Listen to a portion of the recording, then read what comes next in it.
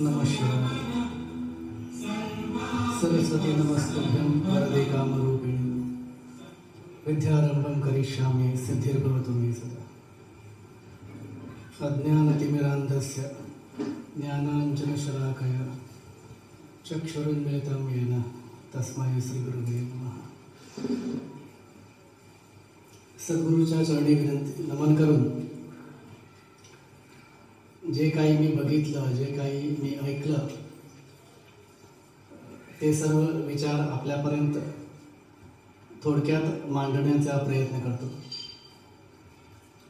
खरं म्हणजे ज्या व्यासपीठावरनं भाऊसारखे मार्गदर्शक, कुबल सरांसारखे विचारवंत मार्गदर्शक यांनी ज्या व्यासपीठावरून आपले विचार व्यक्त केले, तिथं बसून बोलण्या इतपत माझे विचार योग्य आहेत, परिपक्व आहेत का नाही याची मला खात्री नाही, पण तरी एक प्रयत्न करतो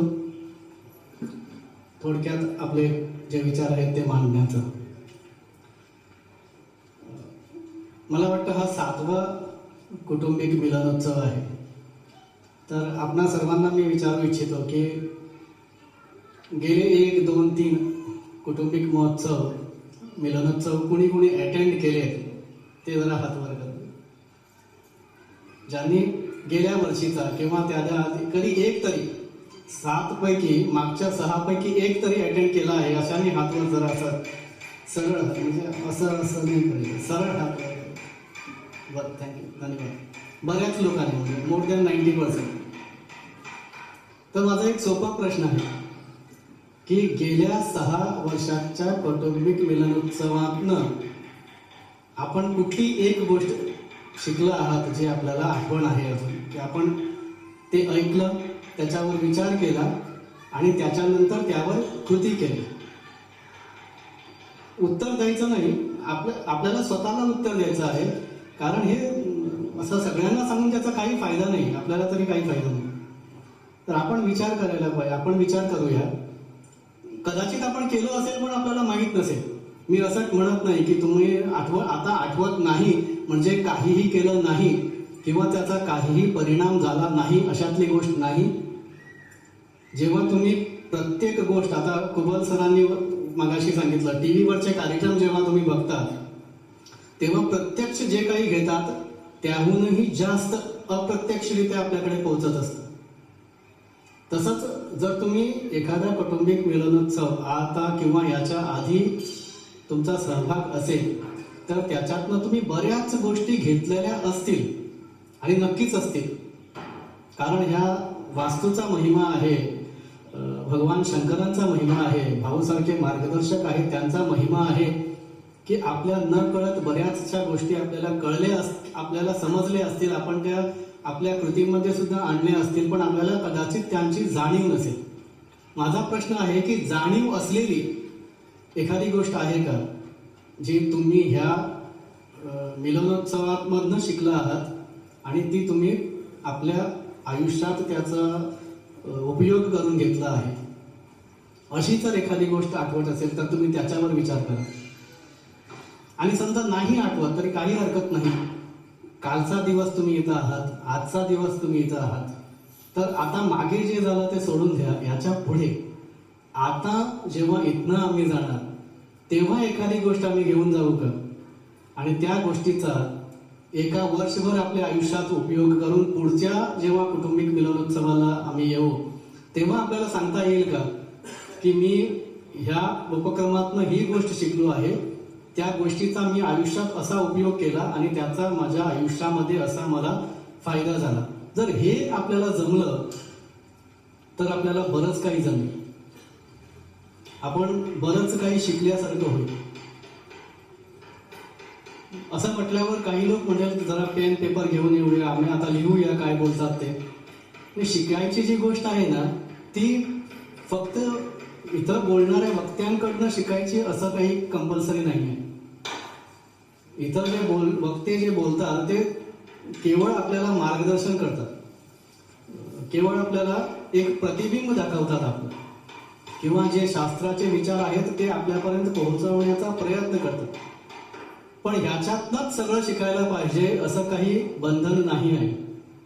आपण लहान मुलाकडनं शिकू शकतो, इथं खेळणाऱ्या मुलांकडनं आपण बऱ्याच गोष्टी शिकू शकतो, आपण ह्या वास्तूकडनं बऱ्याच गोष्टी शिकू शकतो, आपण या आश्रमातल्या साधकांच्या वर्तनातनं बऱ्याच गोष्टी शिकू शकतो. ते कसे वागतात, कसे जेवणाची व्यवस्था असेल तर तिथे कसे काम करतात, कसं ते जेवण वाढताना एकमेकाला मदत करतात, ह्या आपल्या ऑब्झर्वेशन्स, आपलं जे काही निरीक्षण आहे त्याच्यातून आपण बऱ्याचशा गोष्टी शिकू शकतो.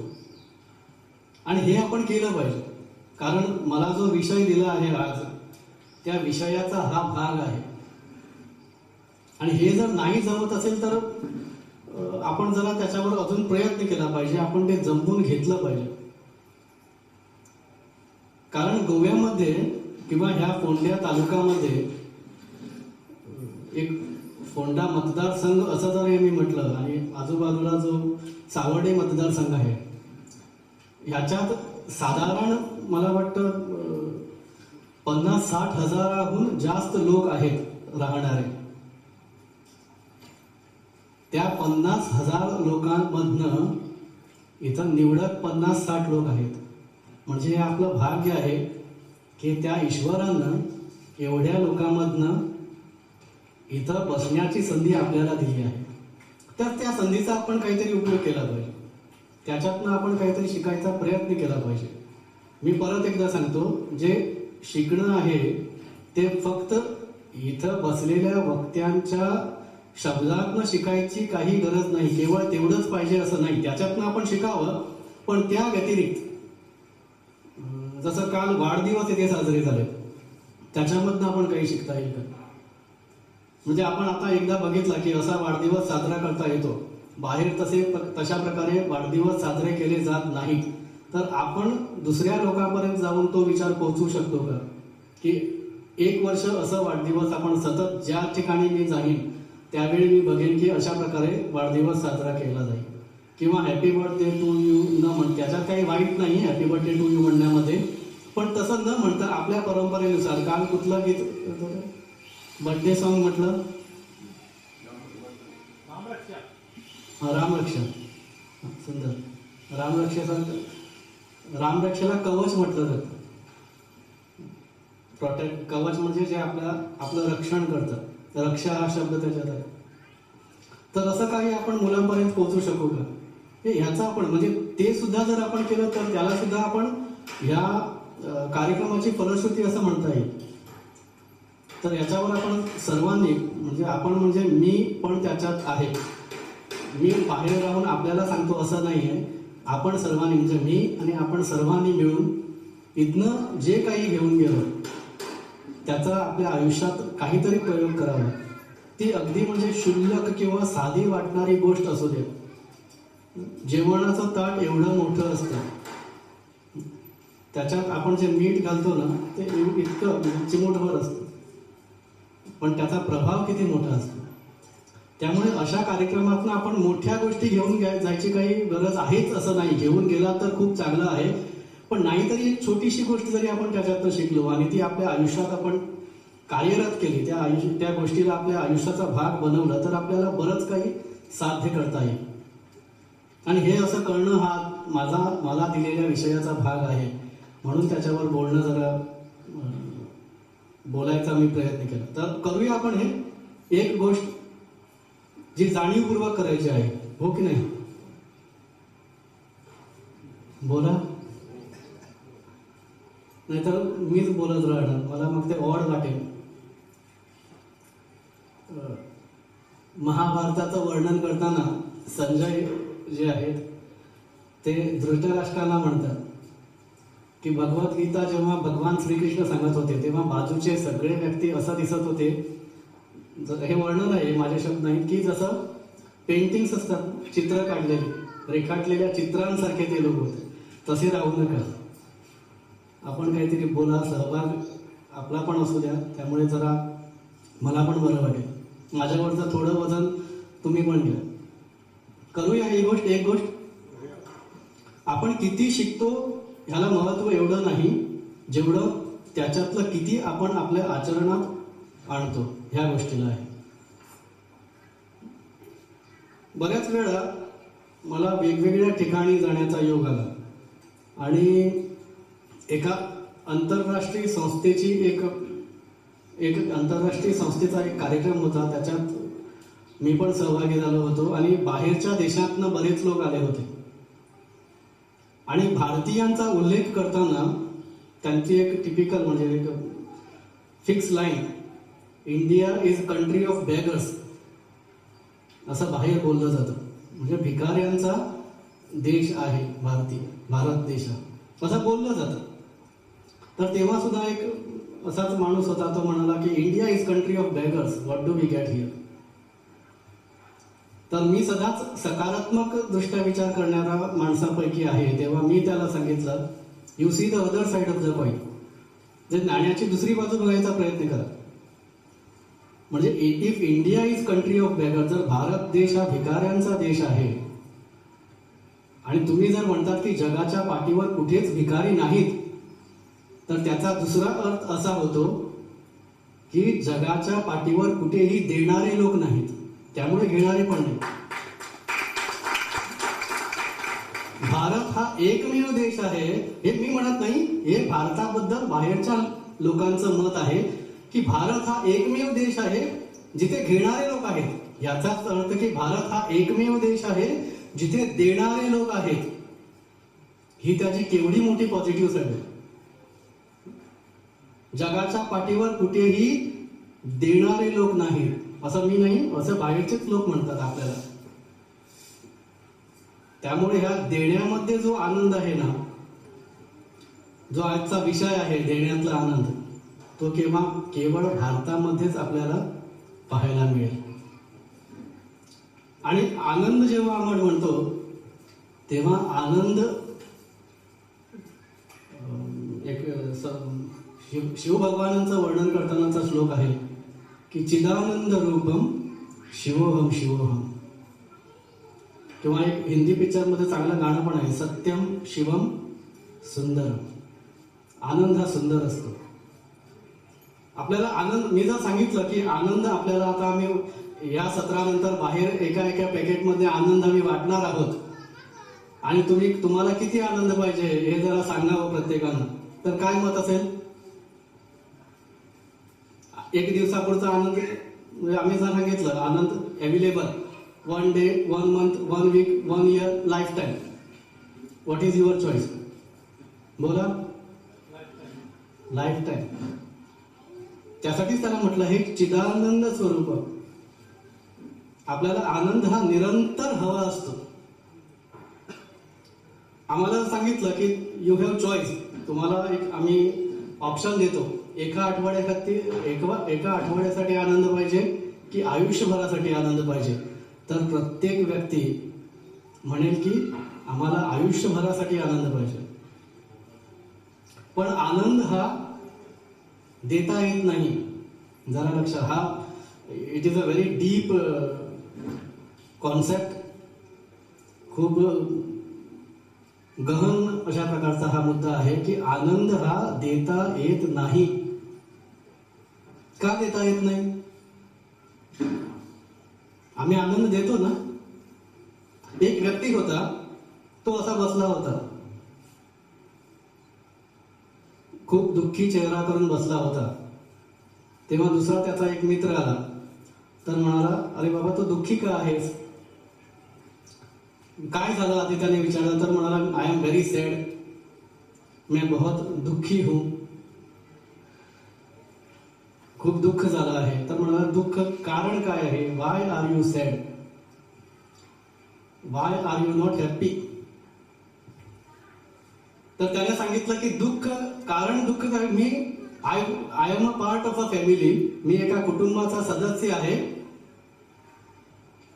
आणि मी सगळ्यांना सुखी करण्याचा प्रयत्न करतो. I want to make my father happy, I want to make my mother happy, I want to make my brother happy, I want to make my sister happy, I want to make my wife happy, which he thinks it is not possible. I want to make my children happy.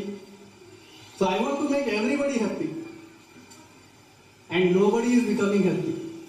मी सगळ्यांना आनंद देण्याचा प्रयत्न करतो आहे, पण कुटुंबामध्ये कोणीही आनंदी नाही, त्यामुळे मी दुःखी आहे. Why he is not happy? Because he is trying to make everybody happy and nobody is happy. That's why he is not happy. तर या मित्राला वाटलं जरा याला मदत करूया काहीतरी, म्हणा तू बस इथे, मी जरा येतो, आणि सरळ तिथनं त्याच्या घरी गेला. आणि घरी गेल्यावर त्यांनी विचारलं, आधी त्याचे आई बाबा भेटले, तर त्यांना विचारलं, तुम्ही खुश आहात का? तर म्हणाले खुश तर आहे, पण जरा एक प्रॉब्लेम आहे, त्यामुळे जरा आम्ही खुश राहू शकत नाही. तर म्हणाला काय प्रॉब्लेम आहे? तर त्यांनी सांगितलं, हा आमचा प्रॉब्लेम आहे. बरं ठीक आहे. बायकोला भेटलं, त्याच्या बायकोला विचारलं, आर यू हॅपी? खुश आहे का तुझ्या घरात? ते म्हणाले खुश तर आहे, पण एक गोष्ट आहे ज्यामुळे मी सदा खुश राहू शकत नाही, जरा प्रॉब्लेम आहे. तर काय प्रॉब्लेम आहे? तिनं पण आपला प्रॉब्लेम सांगितला की हा एक आपला प्रॉब्लेम आहे ज्यामुळे मी सुखी राहू शकत नाही. तर मग मुलांना विचारलं, are you happy? We are very happy. But त्याने म्हटलं, are you happy for a through? नाही, जरा एक गोष्ट आहे ज्यामुळे we are not always happy. तर त्यांना विचारलं काय प्रॉब्लेम आहे? त्यांनी पण सांगितलं एक गोष्ट काय आहे. त्याच्यानंतर भावंडांना विचारलं, बहिणीला विचारलं, सगळ्यांनी सांगितलं we are happy, but there is one point because of which we are not happy. आता हा माणूस तो घरी गेला होता, परत त्या दुःखी माणसाकडे आला आणि त्यानं काय सांगितलं, मी आपल्या घरामध्ये गेलो, प्रत्येकाला प्रश्न विचारला आणि प्रत्येकानं सांगितलं की they are happy, but there is one point which is not making them happy as they wish to be. त्यांना जसं आनंदी व्हायचं आहे तसं होता येत नाही, त्याला एक कारण आहे. आणि आश्चर्याची गोष्ट म्हणजे सगळ्या लोकांचं जे कारण आहे ते एकच आहे, same reason for everybody's unhappiness. आणि तुम्हाला असं काय सेम रिझन आहे, तर we can work that out. आम्ही ते सॉल्व्ह करू शकतो. काय कारण आहे तुला काही समजलं का? तर म्हणाला, घरातले सगळे लोक हॅपी नाहीत because they think you are not happy. वडील सांगतात मी खुश आहे, पण माझा मुलगा दुःखी वाटतो, त्यामुळे मला संपूर्ण सुख मिळत नाही. बायको म्हणते मी खुश आहे, मी सुखी आहे, पण माझा जो नवरा आहे तो मला कधी कधी दुःखी वाटतो, त्यामुळे मी सुखी राहू शकत नाही. भाऊ म्हणाला की मी खुश आहे, पण जो माझा मोठा भाऊ आहे तो कधी कधी मला दुःखी वाटतो, म्हणून मी संपूर्ण खुश राहू शकत नाही, सुखी राहू शकत नाही. मुलं म्हणतात आम्ही खुश आहोत, पण कधी कधी बाबा टेन्शन मध्ये दिसतात, त्यामुळे आम्ही पूर्णतया खुश राहू शकत नाही. लक्षात येतं का? Why he is not happy? Because he is trying to make everybody happy and he finds that nobody is not everybody is happy. Why they are not happy? They think that he is not happy. असं बऱ्याच कुटुंबामध्ये घडत असतं. जरा विचार करा या गोष्टी. हे आपल्याकडे घडतं का? विचार केल्यानंतर आपल्याला वेगवेगळ्या गोष्टी समजायला लागतील. आणि जसं मी सांगितलं की आनंद हा द्यायची गोष्ट नाही आहे, आनंद हा अनुभवायची गोष्ट आहे. We cannot give happiness, we cannot take happiness, we can only experience happiness. बस हे एवढं जर आम्हाला समजलं ना, तर आयुष्यातले कितीतरी दुःखाचे प्रसंग, कितीतरी कठीण प्रसंग आपण हसत हसत निभावू शकतो. काय, व्हॉट इज द सेंटेन्स? आम्ही आनंद देऊ शकत नाही, कुणाला दुसऱ्याला आपण आनंद देऊ शकत नाही, कुणा दुसऱ्याकडनं आपण आनंद घेऊ शकत नाही, आपण केवळ आनंद अनुभवू शकतो. लक्षात येतं? Happiness, we cannot make anybody happy, we cannot give happiness to someone, we cannot take happiness from anyone, we can only experience happiness. आता असं का? आपण सदाच म्हणतो ना, सच्चिदानंद, सच्चित आनंद. Happiness is our nature. आपलं जे स्वरूप आहे ते आनंद स्वरूप आहे. Happiness is there within me. त्याच्यावर काहीतरी आवरण आलं आहे असं. एकदा एका घरात एक माणूस राहत होता. तो रोज आपल्या खिडकीतनं बाहेर बघायचा आणि म्हणायचा की किती वाईट वातावरण आहे, किती डर्टी प्लेस, म्हणजे बाहेर बघताना सगळं डर्ट आहे, कचरा आहे वगैरे वगैरे. सदाच तो कंप्लेन करायचा. एकदा एक गेस्ट त्याच्याकडे आला, एक मित्र त्याचा आला घरी. तर त्याने सांगितलं की बघ हे काय, इथं राहायला सुद्धा कंटाळा येतो, सगळी बाहेर बघितलं तर सगळं वाईट आहे, काहीच चांगलं नाही, सगळीकडे कचरा साठलेला आहे वगैरे वगैरे. तर त्या मित्रानं काय केलं, एक कपडा आणला ओला आणि तो जो खिडकीचा ग्लास होता तो चांगला धुवून पुसून स्वच्छ केला आणि त्याला सांगितलं आता बाहेर बघ. तर बाहेर कसं होतं, सगळं स्वच्छ होतं. म्हणजे आपल्यामध्ये जो आनंद आहे त्याच्यावर हे आवरण आलं आहे वेगवेगळ्या प्रकारचं. जबाबदाऱ्यांचं आवरण म्हणा किंवा संबंधाचं आवरण म्हणा, वेगवेगळ्या प्रकारचं कव्हरिंग लेयर्स जी आली आहेत त्या आनंद स्वरूपाला. ती लेयर्स जर आपण एक एक करून हटवत गेलो तर आतमध्ये जे आहे दॅट इज हॅपीनेस. आणि त्याचा अनुभव आपल्याला घ्यायचा आहे. तर एवढं लक्षात येईल का आपल्या की आनंद हा द्यायची किंवा घ्यायची गोष्ट नाही, ती अनुभव करण्याची गोष्ट आहे. तर मग वाय दिस इज टॉपिक, देण्यातला आनंद, जॉय ऑफ गिव्हिंग. असा विषय का, चूक आहे का विषय? विषय चूक नाही आहे.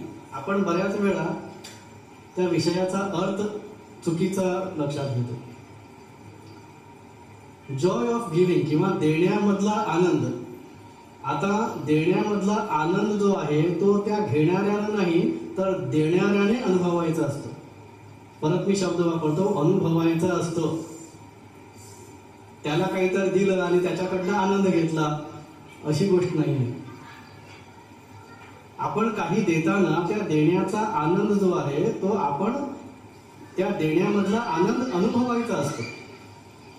आणि ते अनुभव जे आहेत ते आपल्याला आपल्या आतमधल्या आनंदाला बाहेर प्रगट करतात. आणि तो आनंद आपण मिळवायला पाहिजे. हे एकदा असं विचार करायला भरपूर कठीण वाटतं, पण करायला अगदी सोपी गोष्ट आहे. आपण लहान मुलांना चॉकलेट देतो का? आईस्क्रीम, चॉकलेट, बिस्किट जे काही. आता ते चांगलं वाईट हा जरा वेगळा विषय आहे, पण देतो ना.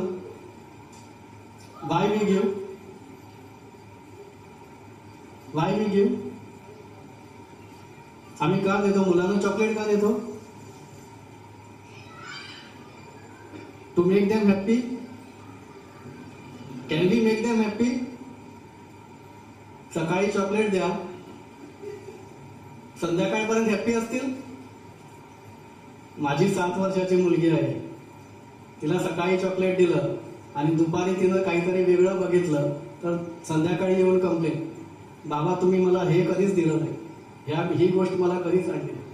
ते चॉकलेट दिलेलं विसरून जाईल. Can we make children happy by giving them chocolates, ice creams? Think. जरा विचार करूया या गोष्टी. मी जसं सांगितलं की if India is called country of beggars, that means देण्याची जी परंपरा आहे ती केवळ भारतात आहे. आणि हा जो जॉय ऑफ गिव्हिंग हा विषय ऍक्च्युली आता इथं त्या विषयावर यावर बोलावं लागतं, हे आपलं दुर्भाग्य आहे.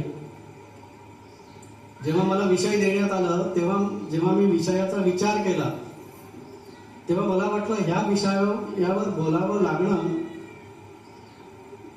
Is a sad thing to do. मी कारण पण सांगतो का, कारण देण्याची आपल्या संस्कृतीमध्ये हे काय त्याला म्हणतात की it is part of our culture.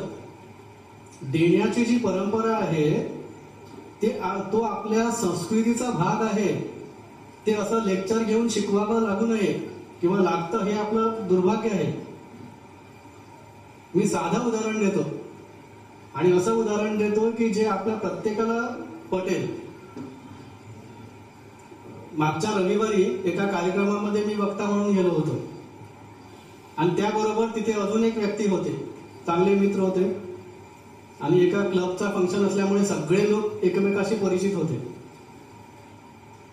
आता आम्ही दोघेही एका समान संस्थेचे अधिकारी होतो आणि योगायोग असा झाला की ज्या रंगाचा शर्ट मी घातला होता त्याच रंगाचा शर्ट त्यांनी पण घातला होता. तर एक ज्येष्ठ व्यक्ती होते, ते आले आणि आम्हाला त्यांनी सहज असं बोललं, काय तुम्ही प्लॅन वगैरे करून आलात की काय? का ते एक लांबच्या लांब कपडा घेतला आणि सगळ्यांनी त्याचे शर्ट शिवून टाकले.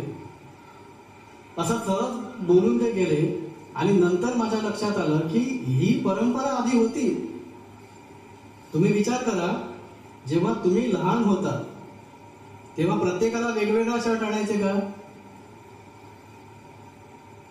समजा घरात 4 मुलं असतील तर चारही, तुला येल्लो कलर फेवरेट आहे, फॉर यू येल्लो शर्ट, तुझा लाल कलर फेवरेट आहे, फॉर यू रेड शर्ट, तुझा कुणाचा निळा कलर फेवरेट आहे त्याला असं आणायचे का? एकच कपडा आणायचे. 5-6 मीटरचा एक कपडा आणायचे, प्रत्येकाला कापून सेम कपड्याचे, एकच कलरचे, एकाच प्रकारचे, सगळ्यांना एकाच प्रकारे शिवलेले. म्हणजे त्याला जर इथं काहीतरी प्लेट असेल तर सगळ्यांना कॉमन, अशा प्रकारचे कपडे असायचे. हे आठवतं का? ही फार जास्त जुनी गोष्ट नाही, आपण हे अनुभवलेलं आहे. आणि आता काय करतो? ही लाईट्स ब्लू कलर. कपडे घ्यायचं असेल तर आई काय म्हणते, नाही बाबा मुलीला घेऊन जाऊया, मुलाला घेऊन जाऊया, नाहीतर तो आणलेला कपडा घालणार नाही, तो परत चेंज करून आणावा लागेल, आपला एक्सचेंज करून आणावा लागेल. होतं की नाही? हे असं होतं की नाही होत? जेव्हा तुम्ही लहान होता तेव्हा हा चॉईस होता का? मला हा कपडा, ह्या रंगाचा शर्ट मला पाहिजे म्हणजे पाहिजे, तो मिळवायचा चॉईस होता का आपल्याला? काय बदललं? कुठं बदललं? कोण बदललं? याच व्यासपीठावरनं 1-2 वर्ष आधी मला वाटतं मी बोललो होतो, do you think children today are becoming bad and bad then the children of yesterday? असं वाटतं का आपल्याला? आता तरी बोला, यस और नो. म्हणजे आताची जी युवा पिढी आहे तिचा सांस्कृतिक किंवा भावनिक दर्जा खालावत चालला आहे असं आपल्याला वाटतं का? की पूर्वीची पिढी चांगली होती, त्यांच्यामध्ये इमोशन्स, संस्कार असे प्रकार होते, पण आता हे खालावत चाललं आहे असं आपल्याला वाटतं का? येस और नो? जरा मोठ्यानं मला वाटतं ना? तर आपण असं म्हणू शकतो का, other side of the coin, की आताचे जे पालक आहेत ते पूर्वीच्या पालकांपेक्षा कमी क्षमतेचे होत चालले आहेत, असं म्हटलं तर इट इज सेम ना?